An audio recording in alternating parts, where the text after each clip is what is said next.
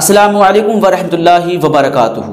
मेरे प्यारे इस्लामी भाइयों, महाराष्ट्र से एक बहुत ही बड़ी खबर आ रही है और वो बड़ी खबर ये है कि AIMIM यानी असदुद्दीन ओवैसी साहब की पार्टी, उसमें 392 उलमा इकराम ने शामिल होने का फ़ैसला किया है। यानी 392 उलमा इकराम AIMIM में शामिल हो रहे हैं। और इन उलमा इकराम ने ये फ़ैसला इसलिए किया है कि अगर हम जब मुत्तहिद होंगे तो एक ना एक लीडर, असदुद्दीन ओवैसी साहब की पार्टी का एक ना एक लीडर कामयाब होगा, वो अच्छे वोटों से जीतेगा।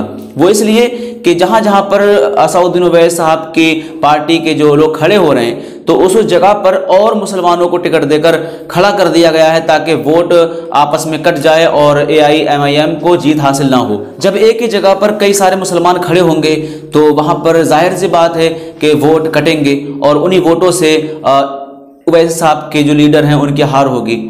तो इस वजह से उलमा इकराम ने यह फैसला किया है कि सब मुत्तहिद हो जाएं और मुत्तहिद होकर वोट ओवैसी साहब की पार्टी को दें और ओवैसी साहब की पार्टी को कामयाब बनाएं। तो मैं आपके सामने ये उलमा इकराम के वीडियो चला रहा हूँ, आप इस वीडियो को ज़रूर देखें और उलमा इकराम ने क्या क्या बयान दिया है आप उसको भी बागौर सुने। भाई अल्हम्दुलिल्लाह, आज बतारीख 17 नवंबर 2024 बरोज़ इतवार बाद नमाज ज़ोहर सारा फंक्शन हॉल कटकट गेट पर एक उलमा इकराम का मुशावरती इजलास रखा गया।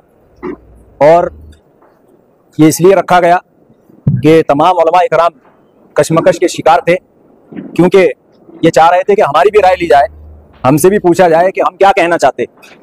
इस एतबार से बिल्कुल साफ दिल से यहाँ पर उलमा इकराम जमा हुए और जमा होने के बाद में उलमा इकराम, मैं ये बात वाज़ेह करता हूँ कि सबसे पहले यहाँ पर 4 लोग तय किए गए, मौलाना तफज्जुल हुसैनी साहब, मुफ्ती अजहर साहब और इसी तरीके से मुफ्ती यूनुस साहब, मुफ्ती इमरान साहब और मौलाना आपका नाम मौलाना शौकत साहब।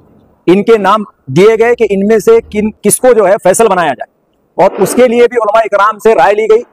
तो अल्हम्दुलिल्लाह मौलाना तफज्जुल साहब के हक में 48 नाम आए, 48 लोगों ने मौलाना की राय दी और उस बुनियाद पर मौलाना तफज्जुल हुसैनी साहब को इस इजलास का अमीर फैसल मुकर्रर किया गया। फिर उसके बाद में तमाम लोगों से राय ली गई, नाम लिखे गए बाज़ाब्ता उनके, और ज़मीनी सतह पर क्या हालात है उस हालात की मुनासिबत से उलमा इकराम ने अपनी आरा पेश की कि, और ये भी बात वाज़ेह की गई इसमें कि जो है हमारे वोट तकसीम ना हो, इसलिए वक्त का तकाजा ये है कि सब मिलकर अगर एक तरफ जाएंगे तो हो सकता है इंशाअल्लाह हम सबको उम्मीद है अल्लाह की ज़ात से कि अल्लाह तबारक व तआला जो है यहाँ पर समरावर फैसला यहाँ पर होगा और हमारी एक क़ियादत जो है वो असेंबली में पहुंचेगी। तो जितने उलमा इकराम यहाँ पर मौजूद है, हम सब आप सब ने देखे हैं, इन्होंने हाथ उठाकर तायीद भी की है। तो ये जो फैसला लिया गया, तमाम उलमा इकराम से अलग अलग राय लेने के बाद, उनके नाम लिखने के बाद 400 उलमा में से तकरीबन 392 उलमा के रुझानात जो है वो मजलिस इत्तेहादुल मुस्लिमीन की तरफ है। और उस एतबार से उलमा के रुझानात को देखते हुए नौजवान उलमा ने शहर के ये मुत्तफ़क़ा फैसला किया।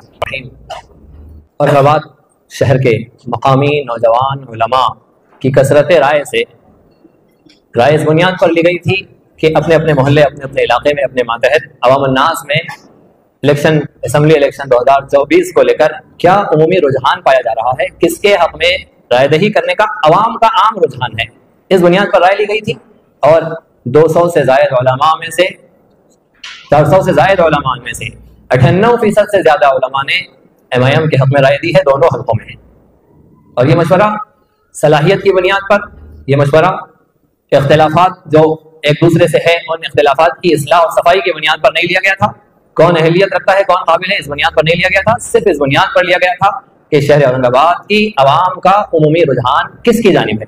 और ये कौम के नुमाइंदे उलमा इकराम ने राय दी और साफ तौर पर 98% से ज़ायद उलमा की राय से MIM के हक में ये नौजवान मकामी उलमा औरंगाबाद के फैसला करते हैं कि अवाम अन्नास फैसला करे और राय दे, वोट दे MIM के हक में। आप सबसे दोबारा तायीद के तौर पर पूछा जा रहा है कि हाथ उठाकर कहेंगे कि आप सबने राय दी थी MIM के हक में। अल्लाहु अकबर कहकर तायीद कीजिए।